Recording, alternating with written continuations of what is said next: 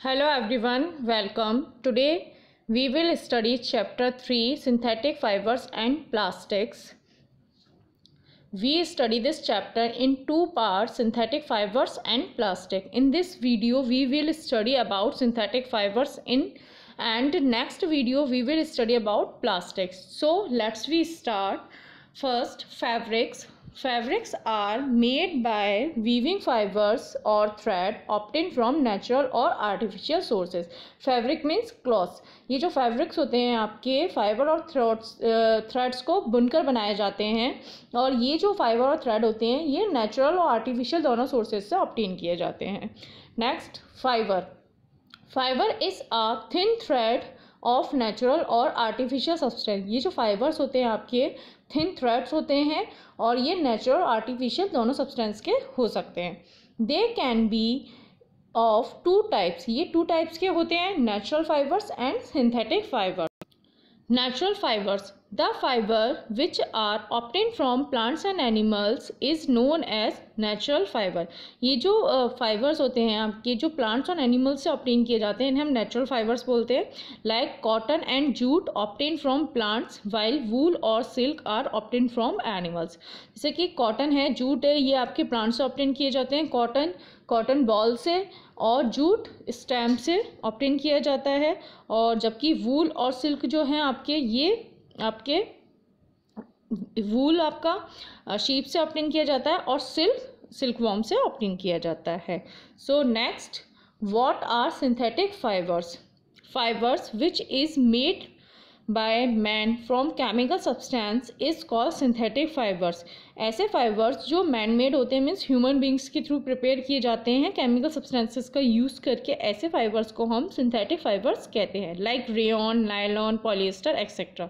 जिसमें आपके ये आ जाते हैं, रेयॉन है, नायलॉन है, पॉलिएस्टर, ये सभी आपके आर्टिफिशियल फाइबर्स हैं.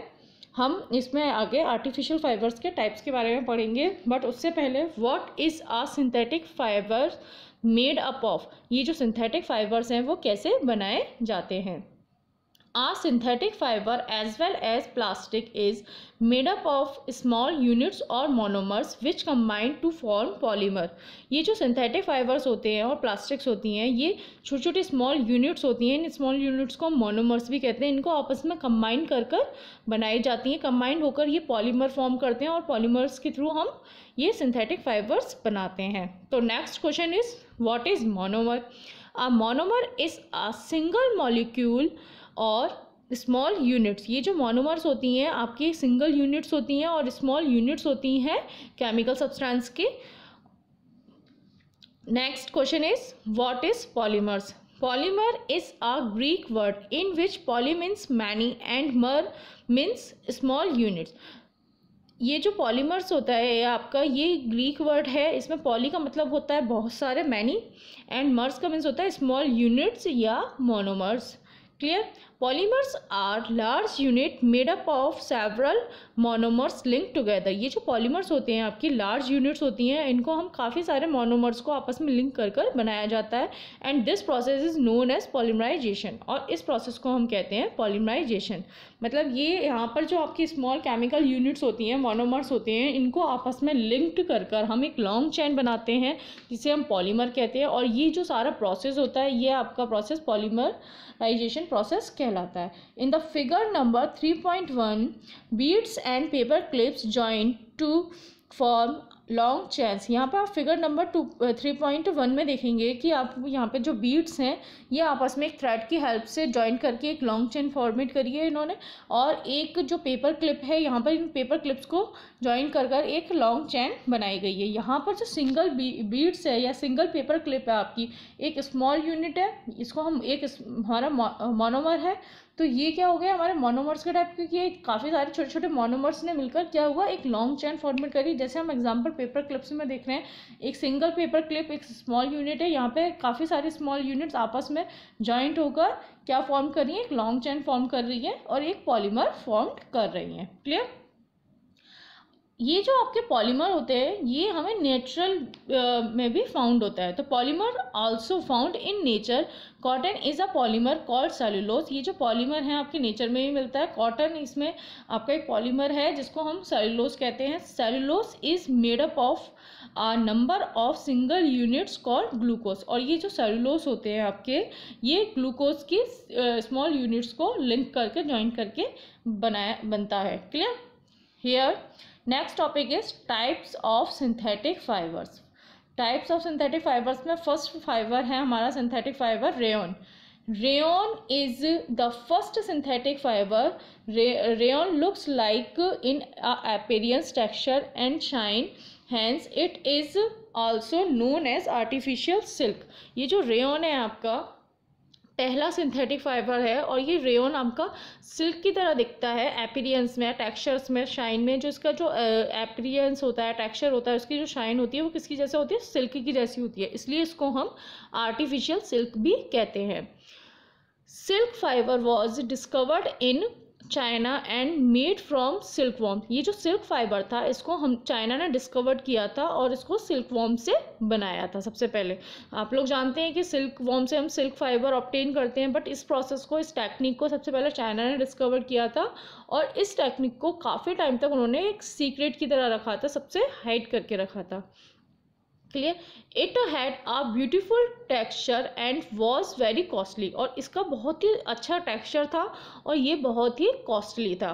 But by the end of 19th century, scientists managed to make an artificial silk like fiber made by treating wood pulp chemically।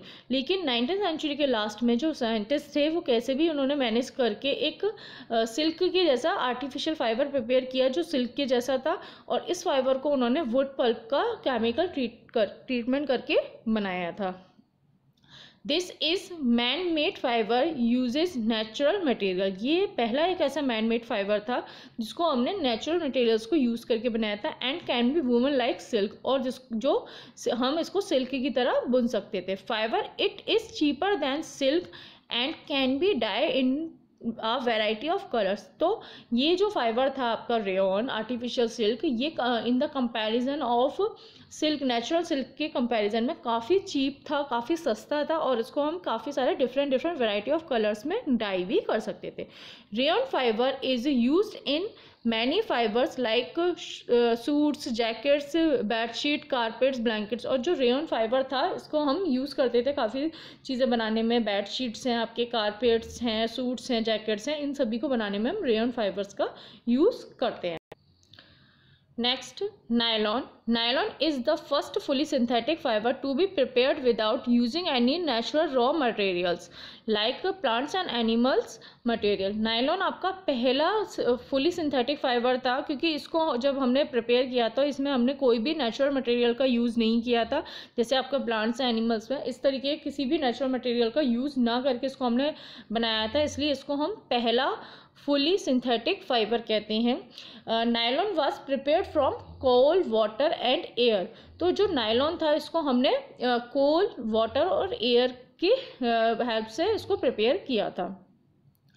Nylon was discovered in 1931। ये जो nylon था इसको हमने 1931 में डिस्कवर किया था। This fibre is strong, elastic, lustrous and easy to wash. ये जो फाइबर होता है नायलॉन का ये काफ़ी स्ट्रॉन्ग होता है, इलास्टिक होता है, इलास्टिक मीन्स स्ट्रेचेबल होता है, लाइट वेटेड होता है, और लस्ट्रस होता है, शाइनी होता है, एंड इसको वॉश करना भी काफ़ी इजी होता है। और nylon thread is stronger than a steel wire.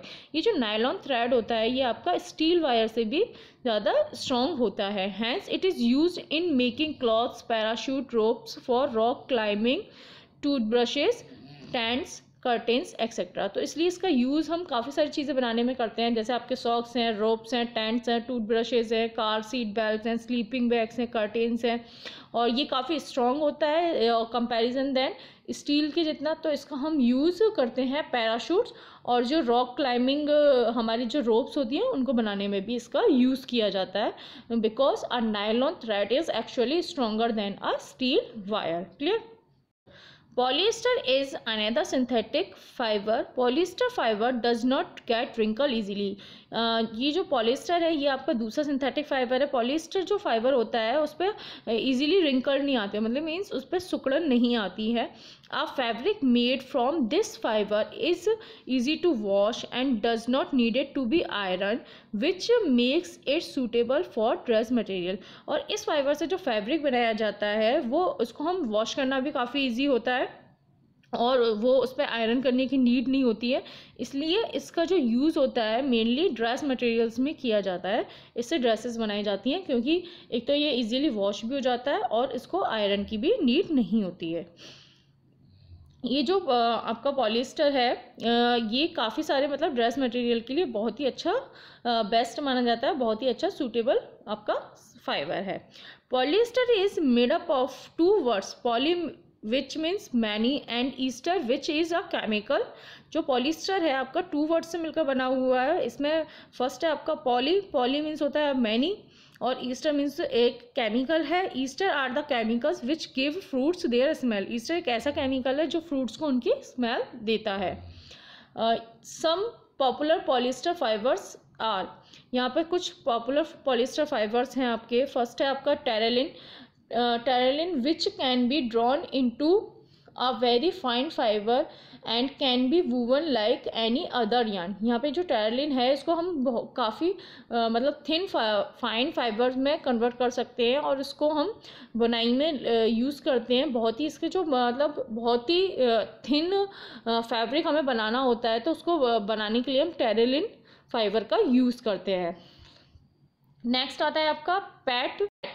Pat is a very familiar form of polyester. It is used for making bottles, utensils, films, wires and many other useful products। यहाँ पे जो PAT जो आपका second polyester है, मैमलर polyester, PAT polyethylene टेट्राफ्लेट, इसका हम use करते हैं बॉटल्स, यूटेंसिल, फिल्म्स, वायर्स, काफ़ी सारी यूज़फुल चीज़ें बनाने में भी इसका यूज़ करते हैं। Here some blended fibers which formed by mixing natural and synthetic fibres. यहाँ पर काफ़ी सारे हम ब्लेंडेड फाइबर्स के बारे में पढ़ेंगे जो हम नेचुरल और सिंथेटिक फाइबर्स को मिक्स करके बनाते हैं। फर्स्ट है आपका polywool. Polywool is made by mixing polyester and wool. Polywool को हम पॉलिएस्टर और वूल को मिक्स करके बनाते हैं। पॉलीकोट is made by mixing polyester and cotton. पॉलीकोट को हम कॉटन और पॉलिएस्टर को मिक्स करके बनाते हैं। और terricot, terricot is made by mixing terylene and cotton.